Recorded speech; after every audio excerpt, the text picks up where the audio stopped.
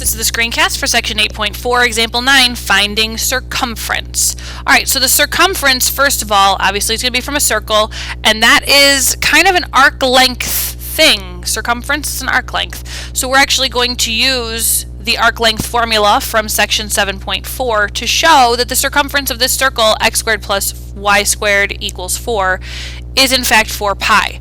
Now I know you already know the radius and you could just multiply, but whatever. We're going to do it the calculus way, a different calculus way.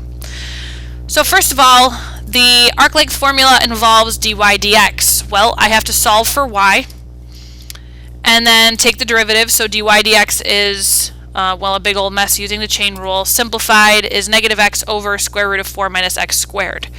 So if I put that into the arc length formula, I'm going to take the antiderivative from 0 to 2 of the square root of this. So basically I'm taking, if this were a circle, I'm taking just the arc length from 0 to 2 of one piece, and I need to multiply that by 4 because that's only a quarter of the circumference of 1 minus the derivative squared. Now another thing I need to look at here is that if I'm taking the antiderivative from 0 to 2, 2 is an infinite discontinuity. It makes the denominator 0. So I'm actually going to have to take the limit of my antiderivative from 0 to b as b approaches 2 from the left. So now I squared the inside, and to start working at that anti-differentiation process, now let's find a common denominator and simplify that. Now I'm starting to see a shape kind of like inverse sine, except I have a 4 over 4 minus x squared. So let's multiply the numerator and denominator by 1/4. And that way I get 1 over 1 minus u squared, which is in fact inverse sine. So I have 2 times the inverse sine of x over 2. And don't forget to multiply by divide by the derivative of your u when you're taking the antiderivative. Now I can do fundamental theorem of calculus part 2. Take the limit as b approaches 2 from the left, and that would be 4 times pi minus 0. So I have confirmed then that the circumference would be 4 pi units.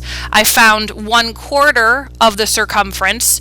Basically, I found one piece of this from 0 to 2, and then multiplied by 4. So I found the arc length from 0 to 2 and multiplied by 4. Now try problem number 47 says, find the perimeter of the four-sided figure x to the 2/3 plus y to the 2/3 minus 1. Well, obviously that's not going to be a circle. It'd be x squared plus y squared equals 1. So I think the first step I'm going to take is to graph that and see what it looks like. So I see this, I don't know, kite or diamond-shaped thing. So I'm going to use the same strategy as I did last time. I'm going to take to find the perimeter, I'm going to take the antiderivative from 0 to 1. And multiply it by 4. So I'm going to do 4 of the singular arc length here. Now that's going to involve the square root of 1 plus the derivative squared dx.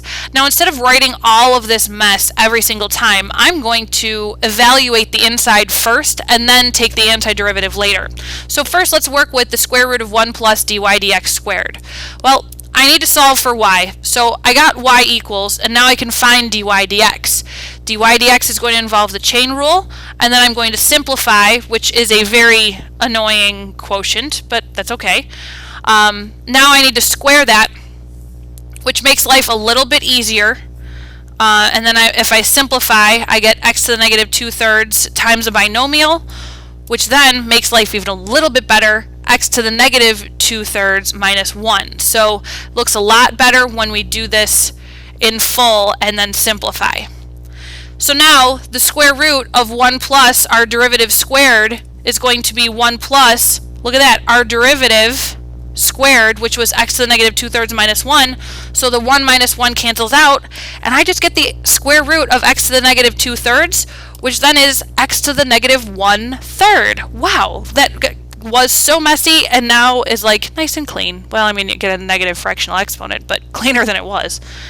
So now that I've evaluated what the inside of this square root, or this whole inside of the integral is going to be, our integrand, I'm going to actually take the perimeter, which is going to be 4 times. Now, 0 is going to cause an infinite discontinuity for x to the negative 1/3. So I'm going to take the limit as b approaches 0 from the right of b, of the antiderivative from b to 1, of our inside that we found, our integrand that we found, the square root of 1 plus the derivative squared, of course, dx. So now, taking that antiderivative, I get 3/2 x to the negative 2/3, fundamental theorem of calculus, and then simplify, multiply by 4, I get that it's just 6 units long, so all the way around, which means that one of these units is 3/2, one of these little pieces.